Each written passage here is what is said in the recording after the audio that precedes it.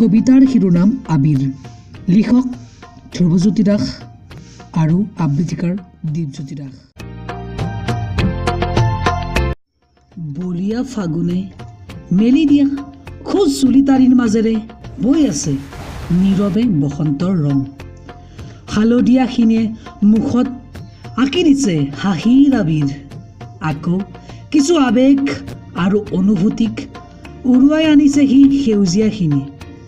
কিমান জনৰ ওঠত যে কমলাখিনে গুণগুণাইছে মিঠা আৱেগৰ গান। তেজাল ৰঙা সৌ আবিৰখিনিয়ে যে চঞ্চল কৰি তুলিছে কোনোবাই আকুলতাৰে বাট চাই থকা পথিকৰ প্ৰাণ। হয়তো এয়াই বসন্ত, হয়তো এয়াই ঋতুৰ ৰজাৰ আধিপত্য। ইজনে সিজনে সানি দিয়া কিছু মৰম, কিছু সন্মান, কিছু আৱেগ আৰু হৃদয়ৰ কিছু ভাষাৰ প্ৰাপ্তি।